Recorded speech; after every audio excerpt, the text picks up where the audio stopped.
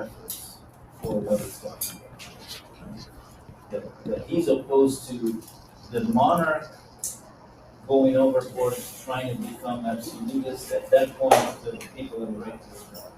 But there can also be situations in which nominally you have freedom, in reality it's a tyranny, the people will still have the right to rebel. So I'm inclined in this chapter to be generous towards law. I do have one question. So earlier you said that, like the appeal to heaven, you said that it would be him kind of saying that do what you have to do and let God sort it out, right? Yeah. So I'm not totally sure of that interpretation. Like, do you think maybe he's just saying that God will just genuinely intervene somehow, or what? No. I think it's, I mean, Yeah, right. it's a way of saying the accent on that is you do what you have to do. As in, God will sort it out. As in, it's gonna be up to God to figure out later who was right and who was wrong. As in, when we die, there's gonna be the day of judgment, and you'll figure it out then. But on earth, you do what you have to do. So not appeal to heaven, I think, in the spirit of we need guidance from the Lord about what to do. But appeal to heaven in the spirit of, we're in this position, we gotta do this thing, and hopefully we have God's approval, but we're doing it. Is that kind of like is that what like Geoguessrs were referencing with their? Was that in what? No, is that what they were referencing with January 6th? Because a lot of those people, even like Justice Alito at his home and stuff, had flags and stuff that said like appeal to heaven. Oh, they did? Yeah.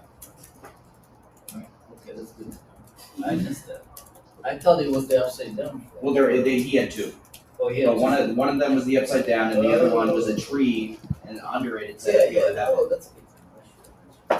Well, that puts it to good stuff. Right. Right. I mean, I'm sure that kind of compels me to. Yes, I think in their minds. That's what I was thinking. Minds, Yeah. Yes. Yeah. Yes. That's good. There's a picture. Yeah. All right. Anything else on the right to revolution? Okay. So then let's deal with this. I'm just gonna. Oh, first, before I forget, because I don't want to forget. The department has organized a whole thing of this, and I'm gonna be part of the triumvirate. He's gonna talk about the situation here. The title is in this link of my fault. I try to tell her. But this is gonna be Friday the 5th. So, What does it say? what? I can just look at it. All right. So then,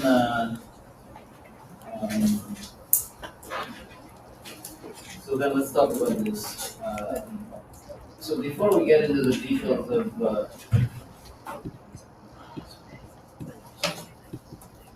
of the assignment, let me just kind of remind you all the things, the important things that could and maybe should, at least some of them, fit into this particular type of assignment. So you have to bring either hubs or what, right? You bring them to the Putney debates. I already told you more or less what the Putney debates were. There were a series of discussions in assembly, pretty much in the middle of the Civil War, at a time when the king had been defeated apparently, was under arrest, but was just about to make a run for it and resume the Civil War. And in fact, the Putney debates came to a halt when word got out that the king had escaped and he was going to get more troops to fight him. But this was basically, at least in the minds of the majority of the people there, a kind of a constitutional convention in the making. But like a constitutional convention, not just some sort of bookish kind of, hey, we're going to have a very intellectual discussion, something not only on the heels of the revolution, but in the thick of it. So I just wanted to very quickly remind you of the broad themes that we've encountered in law that would fit that kind of situation. Even though, of course, when the Putney debates are taking place, Locke is just a teenager. You can work around that. Some time travel, some young aspiring philosopher who's brought by his dad, who remember was a captain in the army.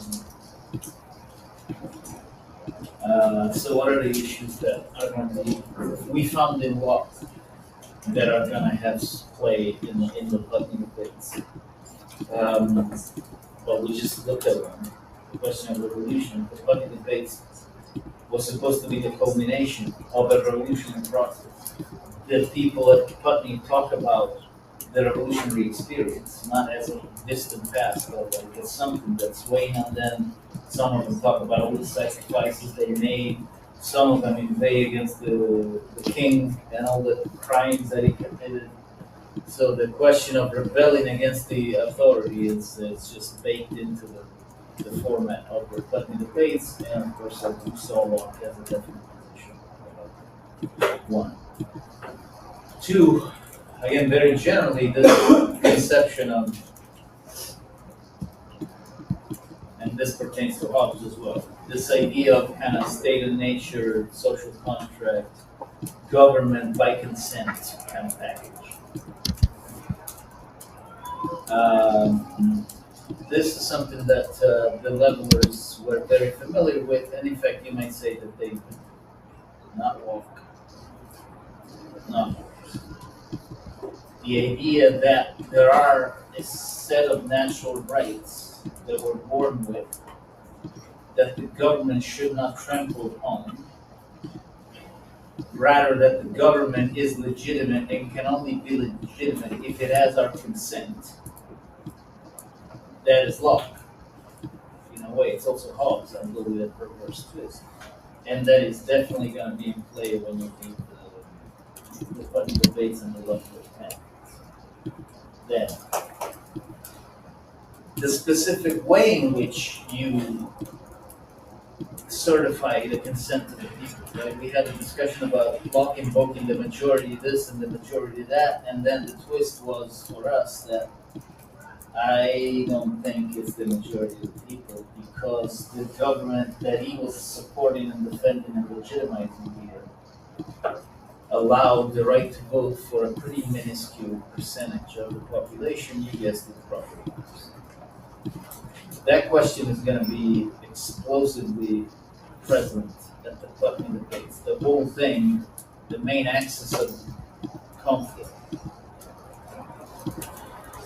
is on democracy, because the levelers that brought to Putney a proposed written constitution for England, which included male universals.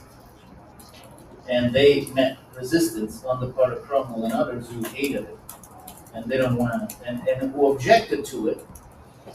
You might say